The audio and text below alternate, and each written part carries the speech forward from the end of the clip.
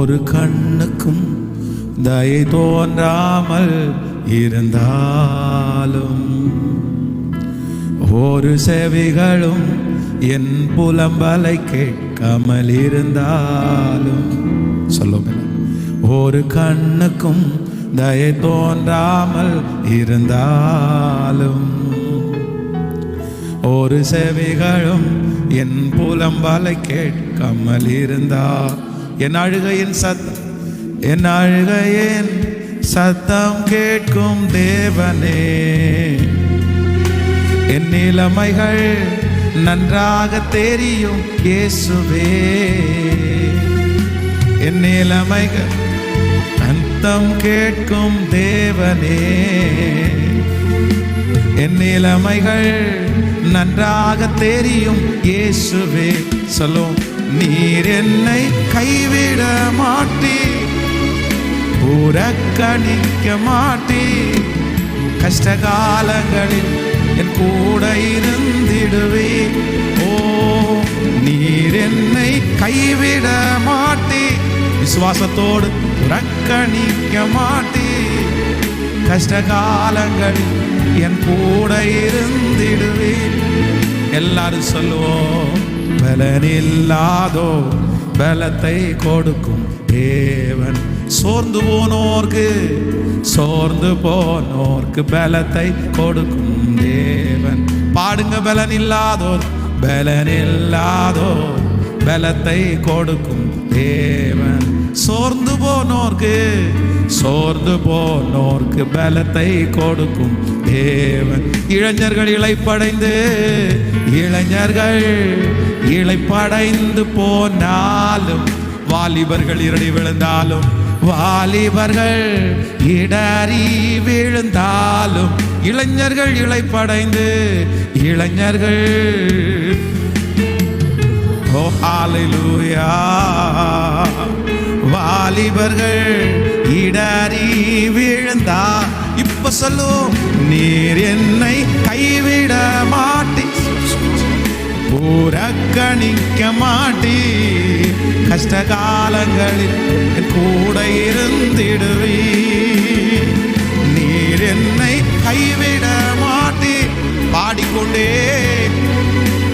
நாங்க நம்புறோம், கஷ்டகாலங்களில் கூட இருந்திடுவீர். ஒரு கண்ணுக்கும் தயை தோன்றாமல் இருந்தாலும், ஒரு செவிகளும் என் புலம்பலை கேட்காமல் இருந்தால், நான் நம்புறாண்டவரே, ஒரு கண்ணுக்கும் தயை தோன்றாமல் இருந்தாலும், ஒரு செவிகளும் என் புலம்பலை கேட்காமல் இருந்தால், என் அழுகையின் சத்தம் கேட்கும் தேவனே. ஓ, என் நிலைமைகள் நன்றாக தெரியும் இயேசுவே, என் அழுகையின் சத்தம் கேட்கும் தேவனே, என் நிலைமைகள் நன்றாக தெரியும். இப்போ எல்லாருடைய கையை உயர்த்தி, நீர் என்னை கைவிட மாட்டீர், புறக்கணிக்க மாட்டீர், கஷ்டகாலங்களில் என் கூட சத்தத்தை உயர்த்தி சொல்லிக்கொண்டே, நீர் கைவிட மாட்டீர், புறக்கணிக்க மாட்டீர், கஷ்டகாலங்களில் கூட இருந்திடுவே. நீர் என்னை கைவிட மாட்டீர், புறக்கணிக்க மாட்டீர், கஷ்டகாலங்களில் என் கூட இருந்திடுவே. ஆமென், ஹல்லேலூயா. கண்களை திறந்து பாருங்கள், நம்முடைய தேவன் நம்மை ஒரு நாள் கைவிட மாட்டார். இந்த உலகத்தில் இருக்கிற ஒருவருடைய கண்ணுக்கு தயவில்லாமல் போனாலும், ஆனால் நம்முடைய அழுகையின் சத்தத்தை கேட்க ஒருவர் இருக்கிறார். வேதம் சொல்லுது, 38 வருடமாய் வியாதியாய் இருந்த ஒரு மனுஷனுக்கு ஒருத்தருடைய கண்களில் கூட என்ன கிடைக்கலன்னா தயவு கிடைக்கவே இல்லை. தயவு கிடைக்கலன்னா அதான் அவன் சொல்லும்போது சொல்றான், ஆண்டவரே, இந்த குளம் எத்தனையோ பேருக்கு அற்புதத்தின் குளமா மாறுது. என்னால் நடக்கக்கூட முடியல. ஆனால் நான் எப்படியோ கஷ்டப்பட்டு எப்படியாவது இந்த குளத்தில் வந்தாலாவது எனக்கு விடுதலை கிடைக்கும்னு வந்துட்டேன். ஆனால் இங்கே என்னை கொண்டு போய் அந்த குளத்துக்குள்ளே விடுறதுக்கு யாருமே, அப்படி யாராவது ஒருத்தர் சரி கொஞ்சம் பாவமாக இருக்கு, கொஞ்சம் இரக்கம் பாராட்டி ஒருவேளை என்னை கொண்டு போய் விட்டா கூட என்னை விடுறதுக்கு முன்னாடி இன்னொருத்தன் என்ன பண்ணிடுறான். அப்போ மனுஷனுடைய இரக்கம் இருக்குது, ஆனால் இவனுடைய பிரச்சனையை முடிக்கிற அளவுக்கு இரக்கம் இல்லை. சில நேரங்களில் நமக்கு மனிதனுடைய கண்களில் தயவு கிடைக்கும்.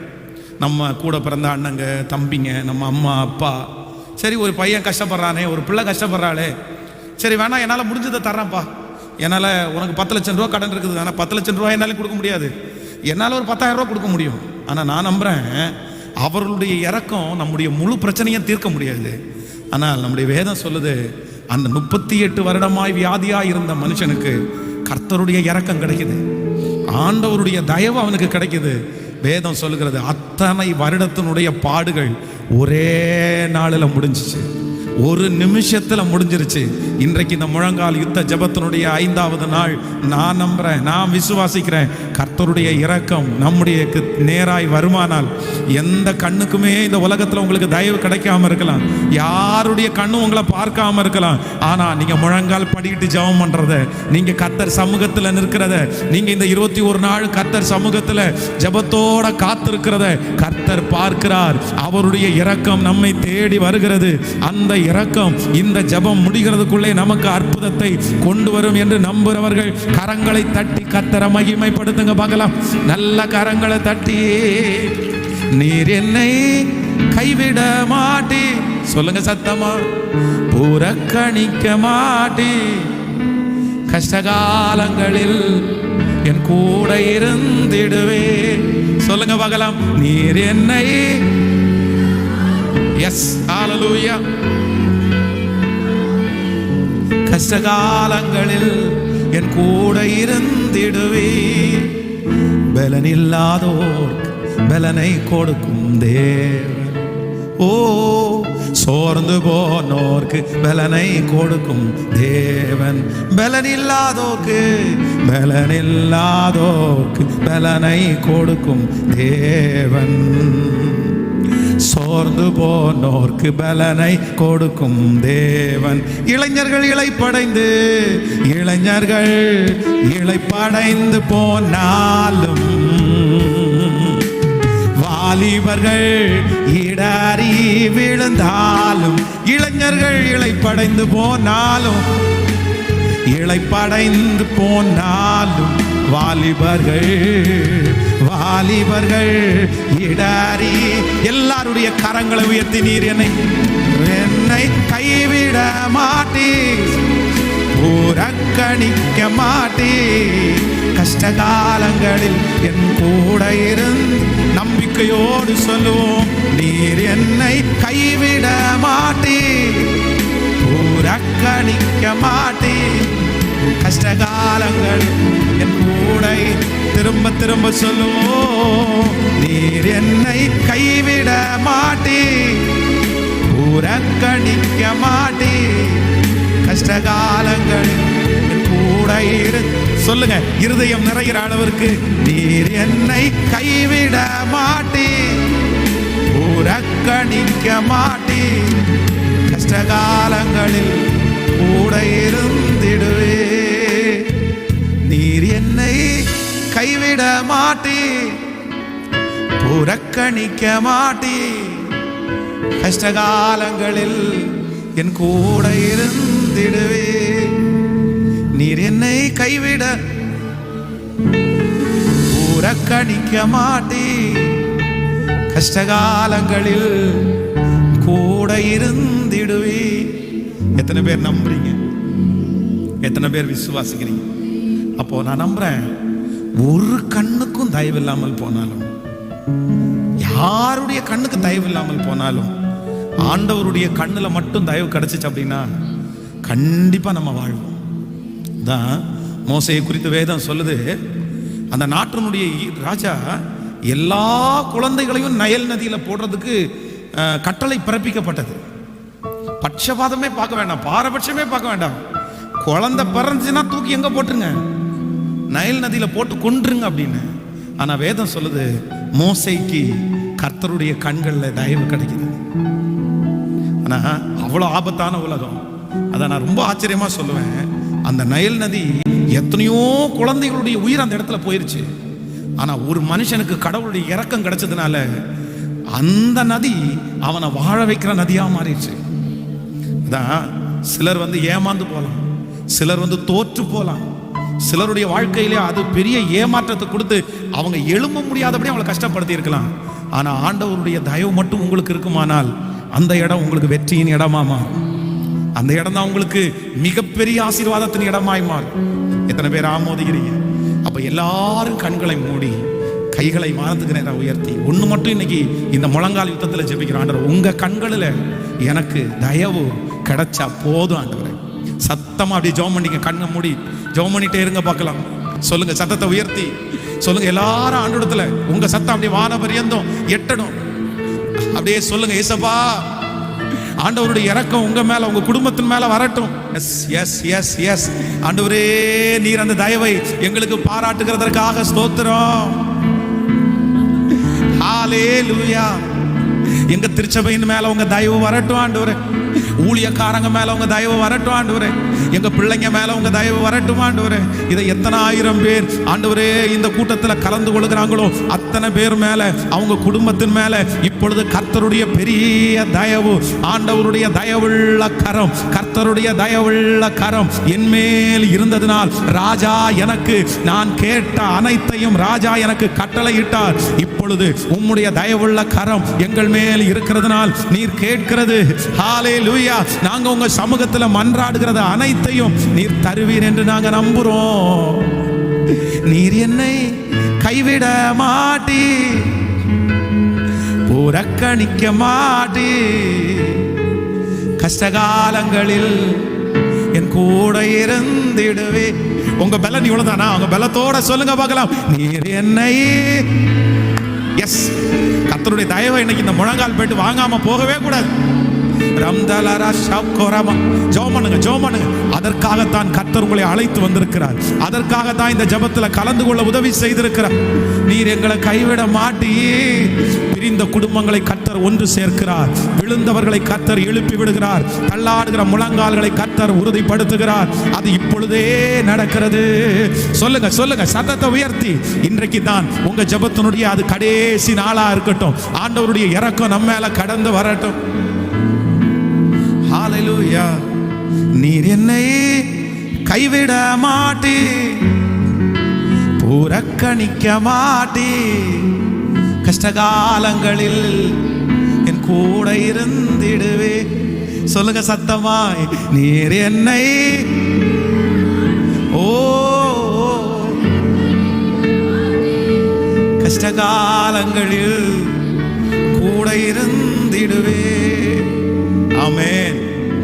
நெகேமியா சொல்றாரு, என் தேவனுடைய தயவுள்ள கரம் என் மேல இருந்ததுனால நான் கேட்ட எல்லாத்தையும் ராஜா எனக்கு என்ன பண்ணாருன்னா கட்டளையிட்டார். ராஜா நான் கேட்டது எல்லாவற்றையும் கட்டளையிட்டார். அது அவ்வளவு சுலபம் அல்ல. அப்படின்னா எந்த ராஜா ஒரு நாட்டை பிடித்து அந்த நாட்டினுடைய முழு மதில் சுவர்களையும் இடித்து தன்னுடைய தேசத்துக்கு அந்த ஆசீர்வாதத்தை எல்லாம் தூக்கிட்டு போறாரு.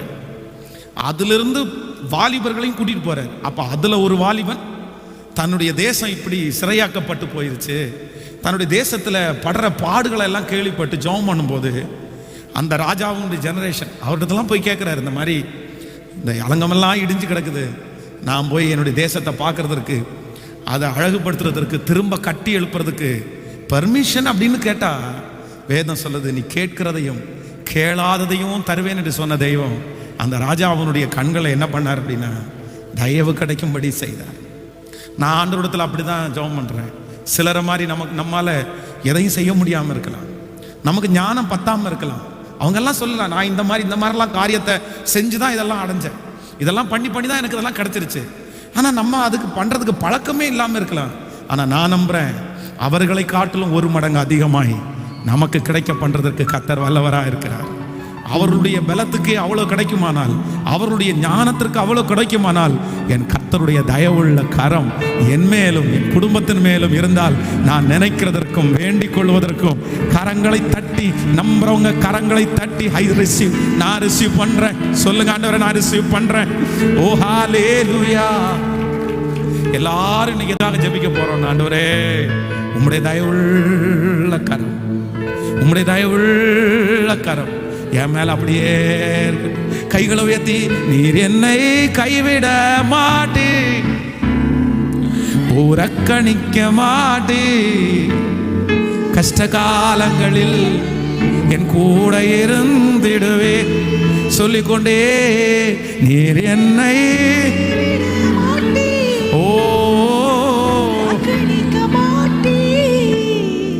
கஷ்ட காலங்களில் என் கூட இருந்திடுவே.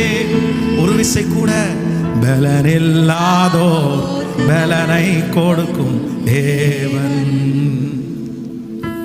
சோர்ந்து போனோர்க்கு பலனை கொடுக்கும் தேவன், பலனில்லாதோர்க்கு பலனில்லாதோ பலனை கொடுக்கும் தேவன்.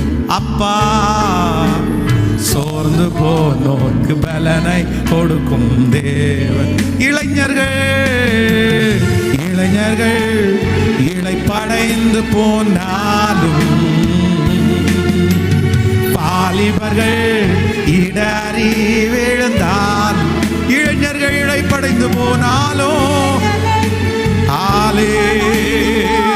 இயேசுவே ராஜாவே, வாலிபர்கள் இடறி விழுந்தால் எல்லாருடைய கரங்களை உயர்த்தி நீர் என்னை கைவிட மாட்டே சொல்லுங்க சத்தமாய்.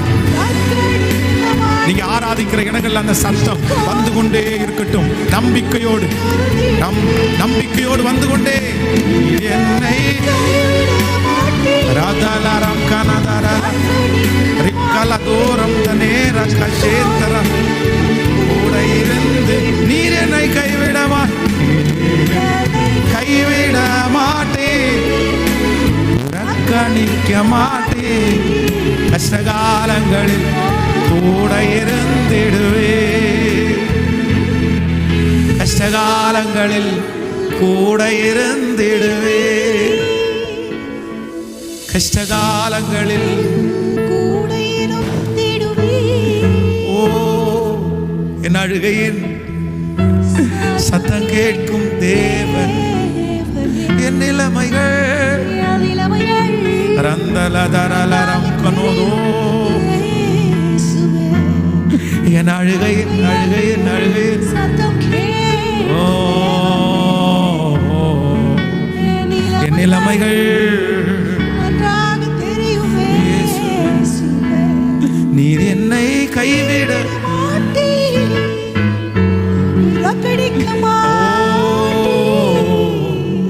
கஷ்டகாலங்களில் கூட இருந்திடுவே. ஆமென் ஹல்லேலூயா.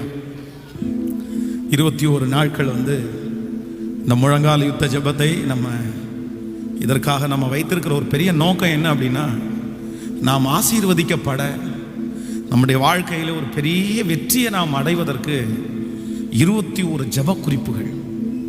அந்த 21 ஜெப குறிப்புகளையும் நம்ம ஒவ்வொரு நாளும் பரிசுத்த ஆவியானுடைய துணையோடு நம்ம தியானிச்சுட்டே இருக்கிறோம். இன்றைக்கி 5வது நாளிலே நான் ஆண்டவருடைய சமூகத்திலே சரி நமக்கு தேவையான ஆயிரக்கணக்கான ஜெப குறிப்புகள் இந்த உலகத்தில் இருக்கிறது. நம்ம டெய்லி பல ஜெப குறிப்புக்காக நம்ம ஜெபம் பண்ணோம். எனக்கு சுகம் கொடுங்க ஆண்டவரே, எனக்கு பணம் கொடுங்க ஆண்டவரே, இந்த மாதிரி பல காரியத்திற்காக நம்ம ஜெப குறிப்புக்காக ஜெபம் பண்ணோம். ஆனால் மறைவாய் நமக்கே தெரியாமல் நம்ம மிஸ் பண்ண, நம்ம மறந்த இல்லை சில முக்கியமான ஜெப குறிப்புகளை நம்ம அவ்வளோ கேர் எடுத்து ஜெபம் பண்ண மாட்டோம். நமக்கு அன்னைக்கு இருக்கிற பிரச்சனைக்காக நம்ம ஜெபம் பண்ணுவோம். இல்லை இல்லை இல்லை இல்லை, வேதம் சொல்லுது அந்த தேசத்தை சுற்றி அதனுடைய கொத்தளங்களை எண்ணணுமா. அப்படின்னா ஆண்டவர் நம்ம மறைவாய் நம்ம ஜெபிக்கணும்னு ஆண்டவர் எதிர்பார்க்குறார். சில கருகலான சில தெரியாத அந்த காரியத்தெல்லாம் குறித்து நம்ம ஜெபம் பண்ணும்போது ஆண்டவர் ஜெபத்தை கேட்க வல்லவராக இருக்கிறார். அதான் பாஸ்டர் ரொம்ப அழகான ஒரு பாடலை எழுதிட்டு இருந்தார். நம்ம கடந்த இரக்கம் செய்யும் வரை உண்மையை, அதில் கூட இந்த பாட்டை நம்ம பாடணும். அந்த பெரிய தேவன் அதில் கூட இந்த பாட்டை பாடணும். அந்த சங்கீதத்துலேருந்து 80வது சங்கீதம் அப்படின்னு நினைக்கிறேன். இந்த திராட்சை செடியை விசாரித்தருளும் அப்படின்னு ஒரு பாட்டு பாடணும்ல, அது தலைப்பு என்ன? தேவனே சேனைகளின் தேவனே, சேனைகளின் தேவனாகிய கர்த்தாவே, திருப்பிக் கொள்ளும் எங்களை, மறைக்காதிரும் முகத்தை, ரட்சியும் ஜனத்தை. ரொம்ப அழகான ஒரு பாட்டு. அதுல வந்து கடைசியில் வந்து ரொம்ப அழகா வரும் அந்த 2 வரிகள். பாடுங்க. திரும்பி வாரும் கண்ணோக்கி பாரும், திரும்பி வாரும் வானத்தில் இருந்து கண்ணோக்கி பாரும், இந்த திராட்சை செடியை இந்த பாட்டை எழுதி அருமையான பாஸ்டர் வந்து இந்த பாட்டை எழுதி பாடிட்டே இருக்கும்போது இந்த வரியை மட்டும் திரும்ப திரும்ப பாடினாராமா. இந்த திராட்சை செடியை விசாரித்தருளும். அப்போ வந்து இந்த பாட்டை ஐயா பாடும்போது அந்த வீட்டில் உள்ள அம்மா வந்து அவங்களுக்கு ரொம்ப உயரமான ஒரு பொண்ணு இருந்துச்சாம், ரொம்ப ஹைட்டான பொண்ணு. அந்த பொண்ணுக்கு தான் மாப்பிள்ளையே வரலையாம். உடனே அந்த அம்மா நினச்சாங்களாம்மா, இந்த பொண்ணு ரொம்ப உயரமாக இருக்குது, இந்த பொண்ணுக்கு இவ்வளோ நாளாகி மாப்பிள்ளையே வரல, அதனால் அந்த பொண்ணு மேலே கையை வச்சு இந்த திராட்சை செடியை விசாரித்தருளும். அவர் பாட பாட திரும்பி திரும்பி தன்னுடைய மகளை பார்த்து ரொம்ப துக்கத்தோட, இந்த பொண்ணு நோயாளியாக இருக்கு, இந்த பொண்ணு ரொம்ப உயரமாக இருக்கு, இந்த பொண்ணுக்கு மாப்பிள்ளை வருமா வராதா, ஆண்டவரே இந்த திராட்சை செடியை விசாரித்தரலும்னு ஜோம் பண்ணி முடித்தா அடுத்த வாரத்தில் மாப்பிள்ளை வந்துட்டாங்க. ஆமென். அப்போ நம்ம என்ன நினைக்கிறோம் அப்படின்னா, நம்ம ஜெபிக்கிற ஜெபங்களை கர்த்தர் என்ன செய்கிறவர்னா கேட்கிறவர். அல்லேலூயா.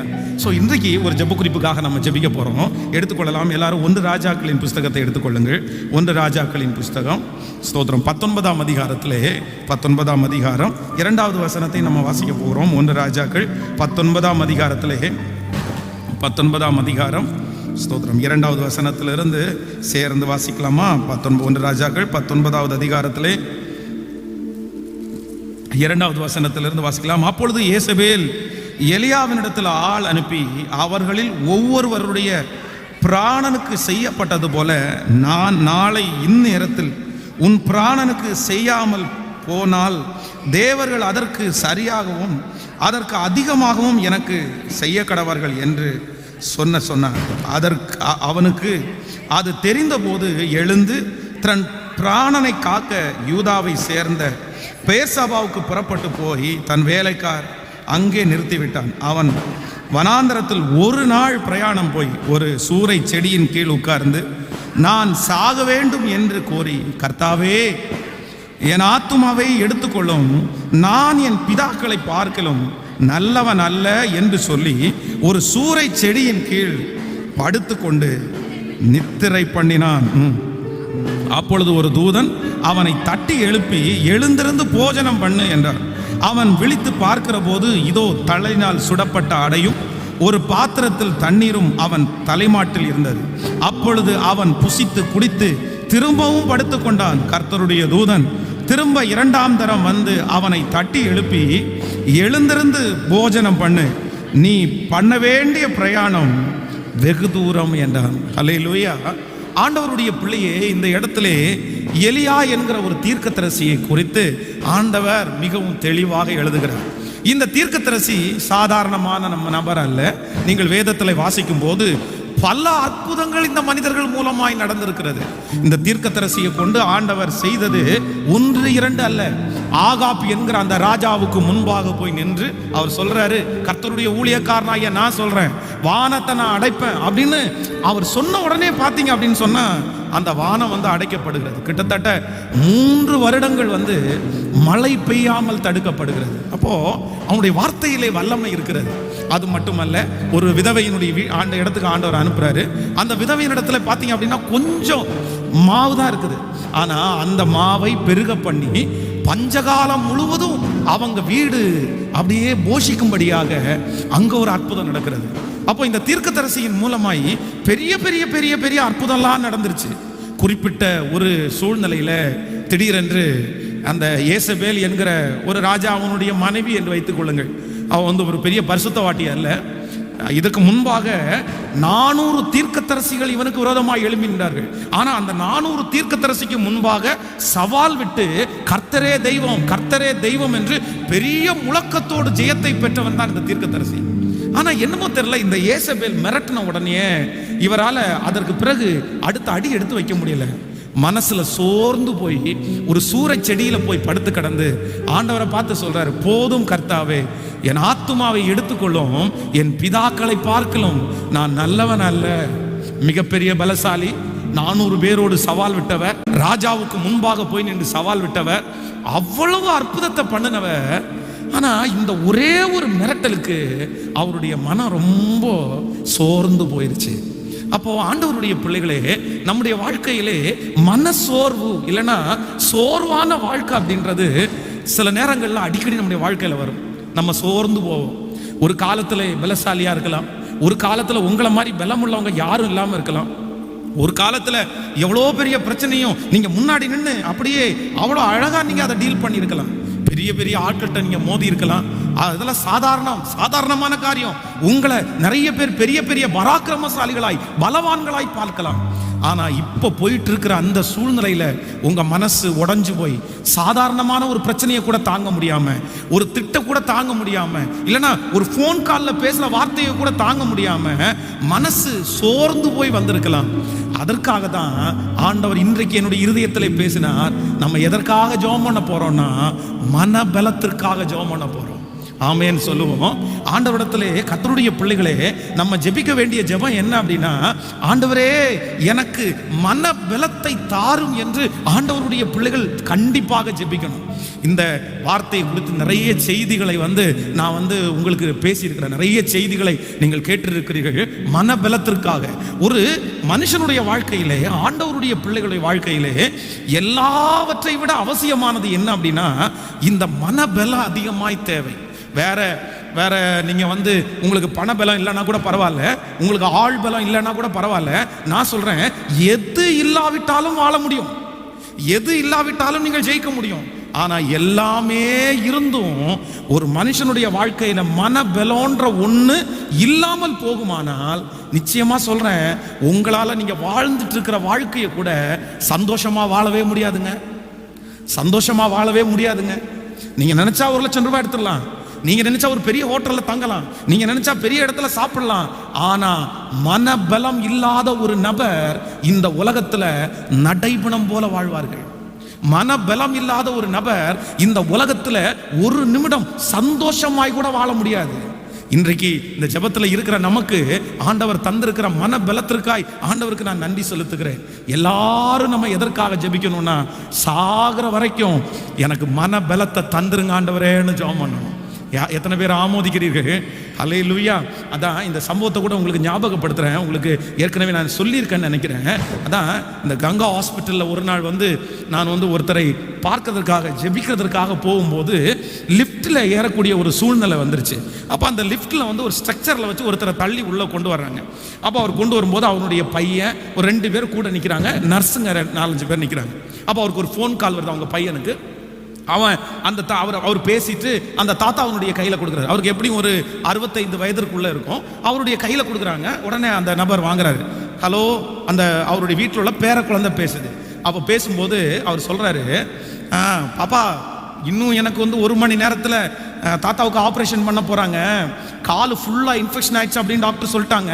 அதனால தொடக்கி கீழே காலை கட் பண்ணி எடுத்துடுறாங்க.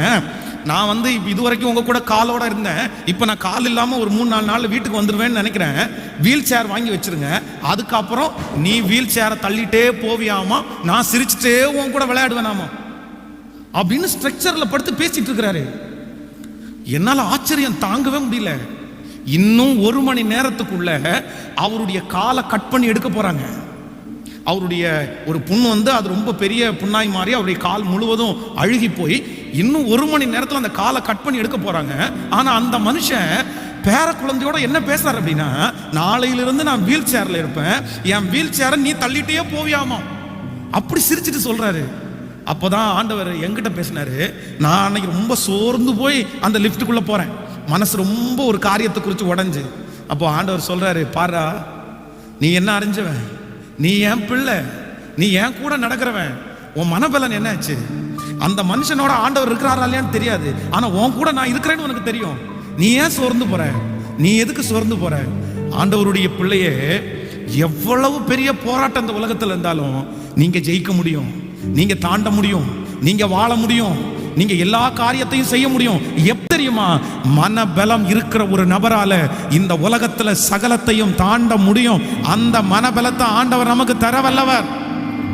அதைத்தான் சங்கீதக்காரனாகிய தாவீது சொல்லும்போது ரொம்ப அழகா சொல்றாரு, உம்மாலே நான் ஒரு சேனைக்குள் பாய்வேன், என் தேவனாலே ஒரு மதிலை தாண்டுவே.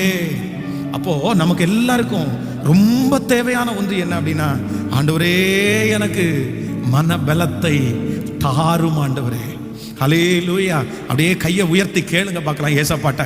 ஆண்டவரே, என் மனம் பலம் இல்லாம இருக்குது, என் பிள்ளைக்கு ஏதாவது ஒண்ணுக்குன்னு அப்படி கேள்விப்பட்டா உடனே எனக்கு மனசு சோர்ந்து போயிருது, நான் அப்படியே உடஞ்சு போயிடுறேன் ஆண்டவரே. ஆனால் இன்றைக்கு இந்த முழங்கால் யுத்த ஜெபத்தில் அப்பா உங்க சமூகத்தில் நின்று என்னுடைய கரங்களை உயர்த்தி கெஞ்சுகிறேன், என்னுடைய மன பலத்தை எனக்கு தாரும். சத்தமாய் கேளுங்கள், கர்த்தருடைய பலன் இப்பொழுது உங்களுக்கு வரட்டும். அந்த கல்வாரி மலையை ஏற்றுக்கொண்டு, சிலுவையை ஏற்றுக்கொண்டு உலகத்தில் வெற்றி சிறந்த என் தேவனுடைய மன பலன் இப்பொழுது நமக்கு வரும்படியாக எந்த இடத்துல இருந்தாலும் சத்தத்தை உயர்த்தி கேளுங்க. ராஜா, அந்த மன பலன் எனக்கு வரட்டும் என்று கேளுங்கள்.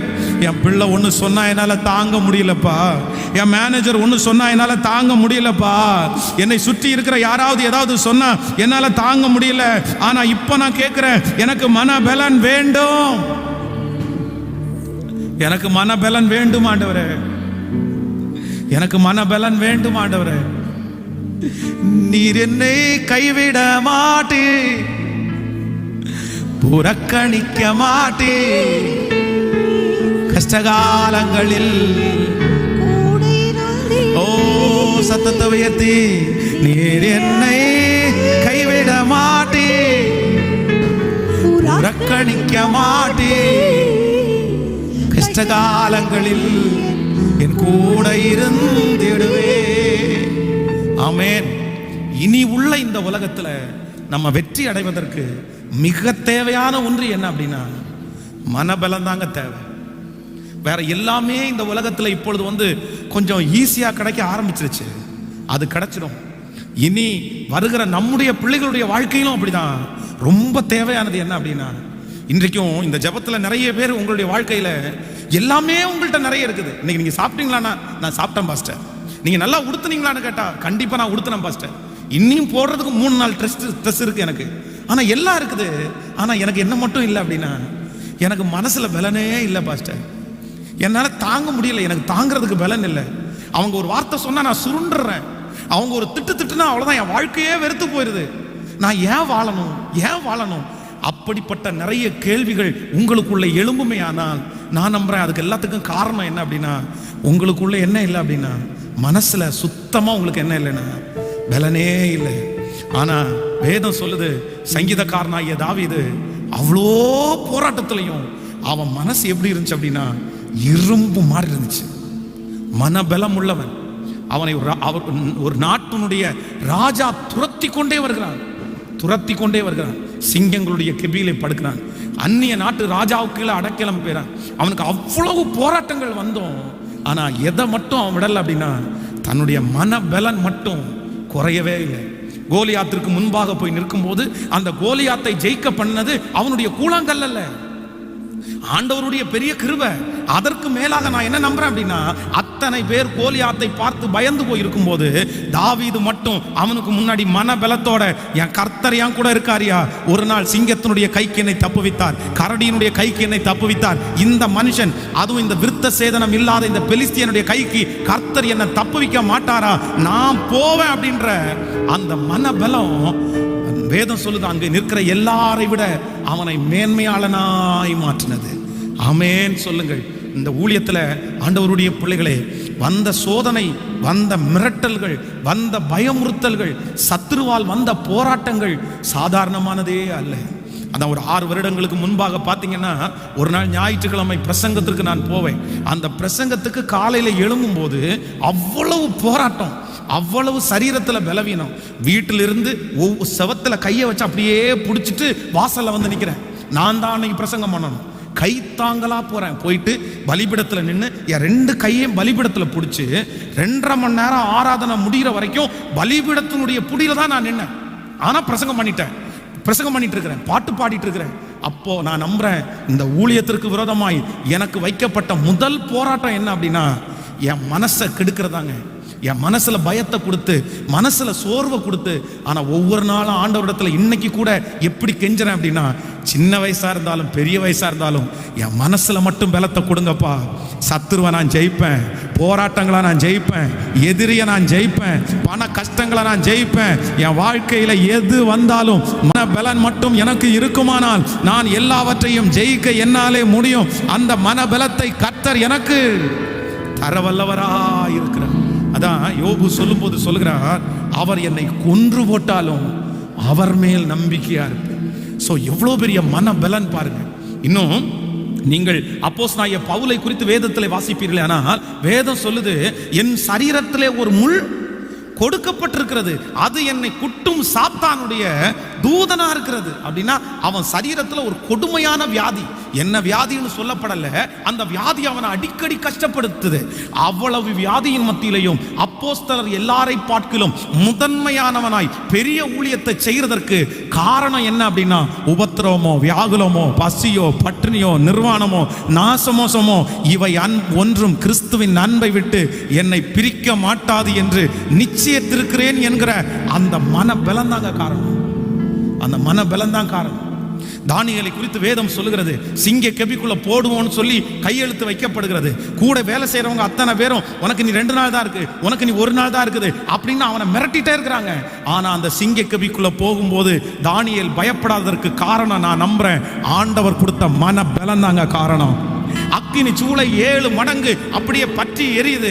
ஆனா அந்த அக்கினி சூளைக்கு சாத்ராக் மேஷாக் ஆபேத்நேகோ எதுக்கும் கவலைப்படாம, நாங்க ஆண்டவரை தவிர வேற யாரையும் கையெடுக்க மாட்டோம் அப்படின்னு சொன்னதற்கு காரணம் கர்த்தர் அவர்களுக்கு கொடுத்த மன பலம் தான் காரணம். அந்த மன பலத்தை கர்த்தர் இந்த முழங்கால் யுவச்சித்த ஜபத்தினுடைய 5வது நாள் இந்த ஜபத்தில் இருக்கிற ஒவ்வொருத்தருக்கும் கொடுக்கிறார். உங்க பிள்ளைக்கு கர்த்தர் கொடுக்கிறார். உனக்கு முன்பாக இருக்கிற அக்கினியை நீங்கள் தாண்ட போகிறீர்கள். உங்களுக்கு முன்பாக இருக்கிற தண்ணீரை நீங்கள் தாண்ட போகிறீர்கள். உங்களுக்கு முன்பாக இருக்கிற சிங்க கெபிகளை நீங்கள் தாண்ட போகிறீர்கள். சத்தமாய் ஆமென் ஆமென் ஆமென் ஹalleluya. உன்னதத்திலிருந்து கர்த்தருடைய பலன் இப்பொழுது இறங்கி வரும். அந்த மன பலத்தை கர்த்தர் தருவார். ஓ, எவ்வளவு பெரிய போராட்டத்தையும் நீங்கள் ஜெயிப்பீர்கள். ஹalleluya. கையை உயர்த்தி ஆண்டவரத்துல கேளுங்க, ஆண்டவரே, எங்க ஊழியக்காரர் பிரசங்கம் பண்ணுகிற அந்த மன பலன் எனக்கு வேண்டும். உங்களை சந்திக்கிற வரைக்கும், பரலோக ராஜ்யத்திற்கு வருகிற வரைக்கும் சொல்லுங்க, வருகிற வரைக்கும். எஸ் எஸ், கர்த்தர் இன்னைக்கு ஒரு புது பலத்தை தரப்போறாரு. நீங்க அந்த காரியத்தை இனி தைரியமாய் செய்ய போறீங்க. ஹalleluya. இனி பயந்திருக்கிற வாழ்க்கை உங்களுக்கு இருக்காது. கர்த்தர் மனசுல ஒரு பெரிய திடனை கர்த்தர் தரப்போகிறார். ஹalleluya ஹalleluya ஹalleluya. சிங்க கேபியில் நான் இருந்தேன், அவர் என்னோடு அமர்ந்திருந்தார்.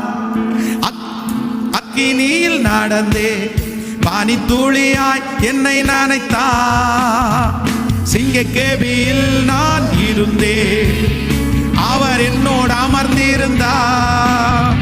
சுட்டெரிக்கும் அக்கினியில் நடந்தே பனி துளியாய் என்னை நனைத்தார். சிங்க கேபியோ சூளை நெருப்போ இயேசு என்னை காத்திடுவா. பாடுவோம். சூளை நெருப்போ இயேசு என்னை காத்திடுவா. அவரே அவரே அவரே என்னை காப்பவர், அவரே என்னை காண்பவர், அவரே என்னை காப்பவர். சிங்க கேபியோ சூளை நெருப்போ இயேசு என்னை காத்திடுவா. சிங்க கேபியோ சூளை நெருப்போ அவர் என்னை காத்திடுவா. ஹalleluya. இந்த ஜெபத்தை நீங்க மறந்துடவே கூடாது. இந்த அபிஷேகம் உங்களுக்குள்ள வர்ற வரைக்கும் நீங்க என்ன பண்ணணும் அப்படின்னா, ஆண்டவர்ட்ட அதான் என்னுடைய 40 ஜெப குறிப்பில் ஒரு ஜெப குறிப்பு எழுதி வைத்திருக்கிறேன். ஆண்டவரே, என்ன இரும்பு மனுஷனா மாத்தும். என்ன எப்படி மாத்தும்? எறும்பு மனுஷனா மாற்றும். உங்களுக்கு தெரியாத ஆண்டவருடைய பிள்ளைகளே, சில மிரட்டல்களை எல்லாம் அவ்வளோதான். அந்த மிரட்டல்களை எல்லாம் கேட்டால் அவ்வளோ நம்மளால் உயிரோடய இருக்க முடியாது. அந்த அளவுக்கு மிரட்டல்கள் இருக்கிற இடம் தான் இந்த இடம்.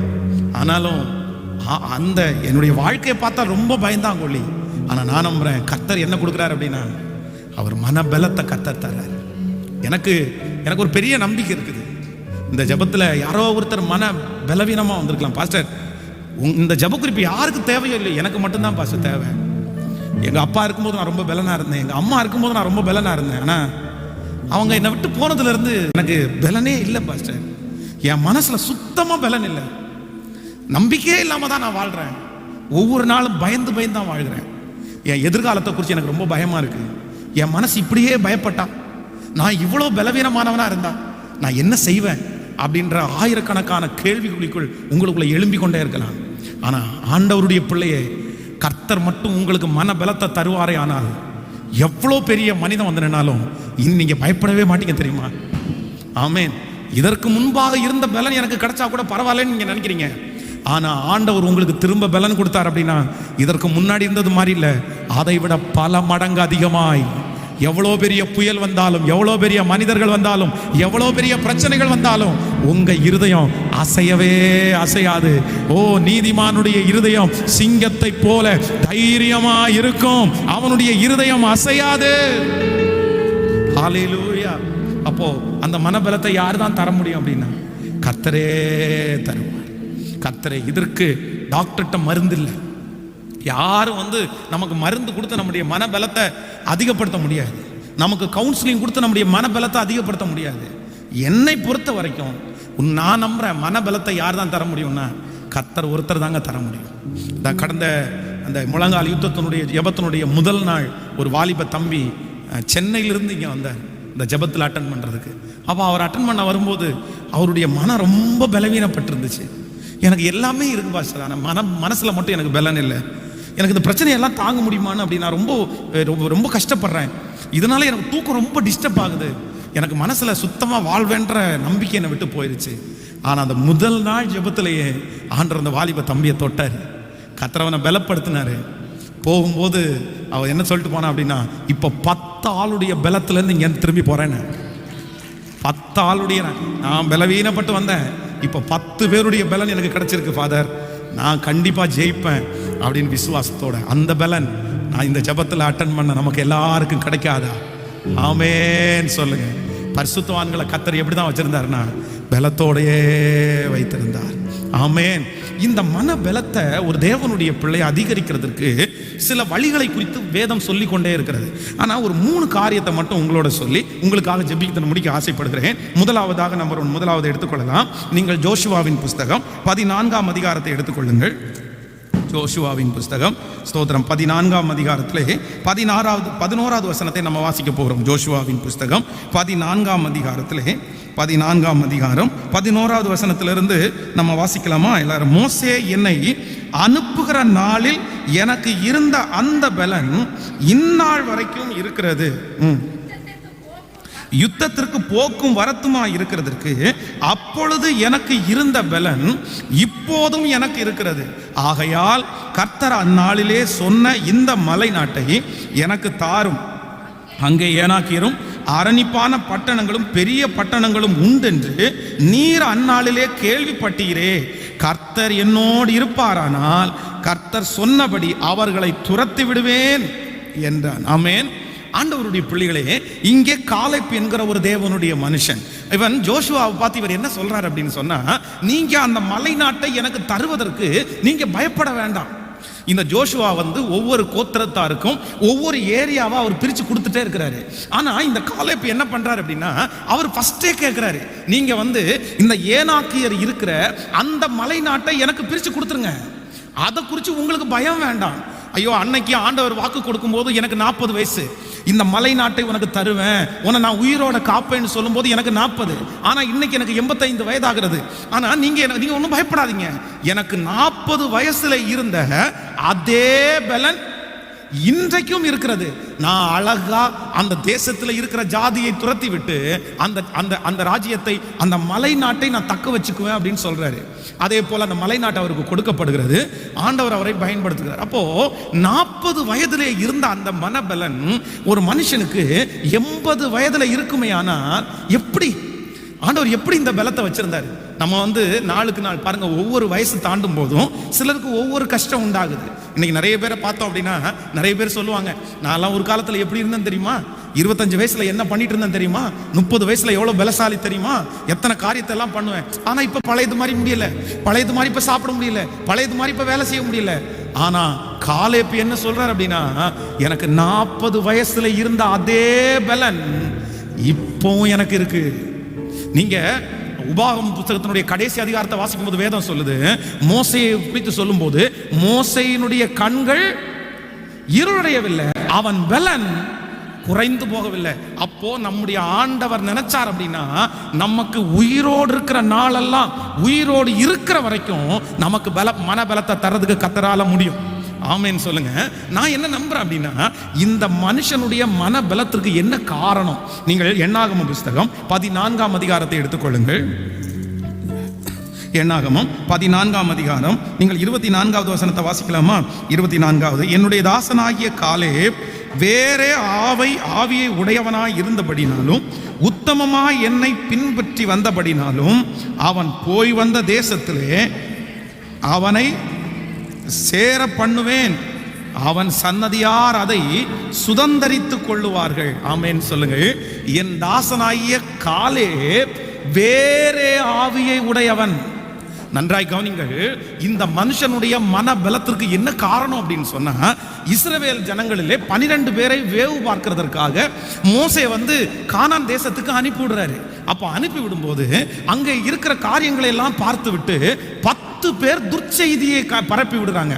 ஐயோ, அந்த பட்டணத்துக்குள்ள நம்ம போக முடியாது, அந்த பட்டணத்துல ஏனாக்கின் புத்திரரை நாங்க பார்த்தோம், அவருடைய பார்வைக்கு நாங்க வெட்டுக்கிளிகளை போல தெரிஞ்சோம், அங்க இருக்கிற பழங்கள் எல்லாம் ரொம்ப பெருசா இருந்துச்சு, அங்க பெரிய பெரிய ராட்சதர்களை நாங்க பார்த்தோம் அப்படின்னு ஜனங்களுக்குள்ள 10 பேர் கலகத்தை உண்டு பண்ணிட்டாங்க. ஆனா ஜோஷுவா, காலேப் என்கிற 2 பேரும் அவங்க என்ன சொன்னாங்கன்னு ஜனங்களை பார்த்து, நீங்க பயப்படாதீங்க, ஆண்டவர் நம்மோடு கூட இருந்தா அந்த பட்டணத்தை நம்முடைய கையில ஒப்பு கொடுப்பார். அப்போ நான் என்ன நம்புறேன் அப்படின்னா, இந்த காலேப் இத்தனை வயது வரைக்கும் மனபலத்தோடு இருந்ததற்கு காரணம், அவனுக்குள்ள ஒரு பெரிய பாசிட்டிவ் எண்ணம் இருந்துச்சு, முற்போக்கு சிந்தனை இருந்துச்சு. 10 பேர் அவங்கள பார்த்தாங்க, இந்த காலேப்பும் அவங்கள பார்த்தாங்க. அவர்களுடைய கண்களுக்கு பயப்படுத்துகிறவராய் தெரிந்தாலும், காலேப்பினுடைய கண்ணுக்கு கர்த்தர் தான் பெருசா தெரிஞ்சாரே தவிர, அவனுக்கு எதிர்மறையா இருந்த பிரச்சனை என்னவா தெரியலன்னா பெருசா தெரியவே இல்லை. இன்றைக்கு இந்த ஜெபத்தில் முழங்கால் படிக்கிட்டு இருக்கிற என் அன்பு தேவனுடைய பிள்ளையே, உங்களுக்கு முன்பாக நான் நம்புறேன், உங்களுக்கு கர்த்தர் காலேப்பினுடைய ஆவியை தரணும். காலேப் வேறே ஆவியை உடையவன். என்ன ஆவியை உடையவன் அப்படின்னா, அவனுடைய கண்ணுக்கு முன்னாடி அவ்வளவு பிரச்சனை இருந்தாலும் அந்த பிரச்சனையை பாசிட்டிவா தான் பார்த்தானே தவிர நெகட்டிவா பார்க்கவே இல்லை. இன்றைக்கு உங்களுடைய கண்களுக்கு முன்பாக 1000 பிரச்சனைகள் இருக்கலாம், உன் பக்கத்தில் 1000 பேரும், உன் வலதுபுறத்திலும் 10000 பேரும் இருக்கலாம். ஆனா நான் நம்புறேன், உங்களோடு கூட இருக்கிற கர்த்தர் பெரியவர், நம்மை அழைத்த தேவன் பெரியவர். அந்த பிரச்சனையை காட்டிலும் மகா பெரிய உன்னதமான தேவனைத்தான் நீங்களும் நானும் ஆராதிக்கிறோம். அந்த தேவையை காட்டிலும் மகா பெரிய தேவனைத்தான் ஆராதிக்கிறோம். அப்படிப்பட்ட ஒரு பாசிட்டிவான எண்ணம் இருக்குமே ஆனால் நம்முடைய மனபலத்தை யாருமே என்ன பண்ண முடியாதுன்னா எடுத்து போடவே முடியாது. ஹல்லேலூயா. அப்போ நம்பர் 1, யாருக்கு மனபலம் அதிகம் அப்படின்னா, எப்பவுமே எந்த காரியத்தை குறிச்சுமே யாரெல்லாம் பாசிட்டிவா நினைக்கிறாங்களோ அவர்களுக்கு மனபலன் கர்த்தர் கொடுக்க வல்லவரா இருக்கிறார். ஆமேன்னு சொல்லுங்க. உங்களை இன்னைக்கிலிருந்து ஒரு சோதிச்சு பாருங்க. இன்னையிலிருந்து ஆண்டவருடைய பிள்ளைங்க ஒரு ட்ரை பண்ணி பாருங்க. எந்த சூழ்நிலை நீங்க பார்த்தாலும் உங்க கண்கள், உங்க இருதயம் எப்படி தான் பார்க்கணும் அப்படின்னா, அதை ஒரு பாசிட்டிவா, கர்த்தர் எனக்காக யாவையும் செய்து முடிப்பார். ஆமேன். நீங்கள் தாவீது போன இடத்துலெல்லாம் வெற்றி பெறுவதற்கு காரணம், அவ்வளோ பெரிய யுத்தங்களை நடப்பிப்பதற்கு காரணம், கோலியாத்திற்கு முன்பாக நிற்பதற்கு காரணம், நான் நம்புறேன் அவனுக்குள்ள என்ன இருந்துச்சுன்னா பாசிட்டிவ். நமக்கு இன்னைக்கு நம்முடைய சிந்தை முழுவதும் எதிர்மறையான எண்ணங்களால் நிரம்பி இருக்கிறது. வேதம் சொல்லுகிறது, கர்த்தரால் ஆகாத காரியம் என்று ஒன்று உண்டோ உண்டோ. மரியாள் பயந்து போய் இருக்கும்போது அந்த வார்த்தை தான் வருது, என் ஆண்டவரால் முடியாதுன்னு ஒன்று இருக்கா? நான் நம்புகிறேன், இன்றைக்கு இந்த ஜெபத்தில் இருக்கிற உங்களுடைய வாழ்க்கையில் என் கர்த்தரால் எல்லாம் ஆகும், என் கர்த்தரால் எல்லாம். அன்றியும் அவருடைய தீர்மானத்தின்படி அழைக்கப்பட்டவர்களாகி தேவனிடத்தில் அன்பு கூறுகிறவர்களுக்கு எல்லாரும் சேர்ந்து சொல்லுங்க, சகலம். என் வாழ்க்கையில் நடந்த எல்லாமே நன்மைக்கு ஏதுவாய் நடந்திருக்கிறது. என் பிள்ளையினுடைய வாழ்க்கையில் நடந்தது எல்லாமே நன்மைக்கு ஏதுவாய் நடந்திருக்கிறது. அது தீமைக்கு அல்ல. கர்த்தர் அதுல ஒரு நன்மையை கண்டிப்பா வச்சிருக்கிறாரு. ஆண்டவர் அதை நன்மையாய் மாற்ற வல்லவரா இருக்கிறார். அப்போ நான் ஒரு முதல் முயற்சி ஒன்று எடுக்க போறேன். என் மன பலத்துக்கு தேவையான மருந்து என்ன? சொல்லுங்க, எல்லாரும் சொல்லுங்க, எல்லாரும் சொல்லுங்க. மன பலத்துக்கு தேவையான மருந்து என்ன? பாசிட்டிவ். எத்தையுமே என்ன பண்ணக்கூடாதுன்னா, எங்கு போனாலும் எந்த சூழ்நிலைக்கு போனாலும் என் இருதயம் எதுதான் பேசும் அப்படின்னா, பரவாயில்ல கர்த்தர் என்ன நடத்துவார், இதுலையும் ஆண்டவர் என்ன வச்சிருப்பார் அப்படின்னா, என்னை இப்படி அவமானப்படுத்தினாங்களா, எனக்கு இப்படி ஒரு குறைவு வந்துச்சா, நான் இப்படி இழந்து போனேனா, நான் வருத்தப்பட மாட்டேன். ஆண்டவர் ஒரு நன்மையை கண்டிப்பா, நான் எதுலையும் என்னை குறித்து நெகட்டிவா என்ன பண்ண மாட்டேன்னா யோசிக்கவே மாட்டேன். ஹல்லேலூயா. அப்போ எல்லாரும் கேட்கணும் ஆண்டவரத்துல, என் இருதயத்தை என்ன பண்ணுங்கன்னா, ஆண்டவரே பாசிட்டிவ்னால நிரப்புங்கப்பா, நிரப்புங்கப்பா. கர்த்தர் அப்படிதான் ஒரு கூட்டத்தை எதிர்பார்க்கிறார். அப்படிப்பட்ட கூட்டத்தை தான் கர்த்தர் இன்னைக்கு விரும்புகிறார். மகளே, நீ ஏன் அப்படி நினைக்கிற? மகனே, நீ ஏன் அப்படி நினைக்கிற? அது நன்மையாய் முடியும், அது நன்மையாய் முடியும். ஆண்டவரே, என்னுடைய சிந்தை முழுக்க ஒண்ணுலான நிரப்புங்க என்னை. ஆண்டவரே, ஒரு நல்ல நல்ல விசாலமான ஒரு எண்ணத்தோட, உயர்ந்த எண்ணத்தோட கைகளை அப்படியே உயர்த்தி ஆண்டவரிடத்துல கேட்கலாமா? ஆண்டவரே, என்னுடைய மனபலத்திற்காக நான் ஜெபிக்கிறேன். ஹல்லேலூயா, ஹல்லேலூயா. இன்றைக்கு ஆட்டுக்குட்டியை போல பதுங்குற நீங்கள் ஒரு நாள் சிங்கத்தை போல கர்ஜிக்க போகிறீர்கள். ஹல்லேலூயா. இன்றைக்கு சோதனைகளையும் பிரச்சனையையும் பார்த்து ஒதுங்குற நீங்கள் ஒரு நாள் அதற்கு முன்பாக நின்று பார்த்து கொள்ளலாம். நான் பார்க்கத்தான் போகிறேன், என்னோடு கர்த்தர் இருக்கிறார், அப்படி என்று நீங்கள் நிற்க போகிறீர்கள்.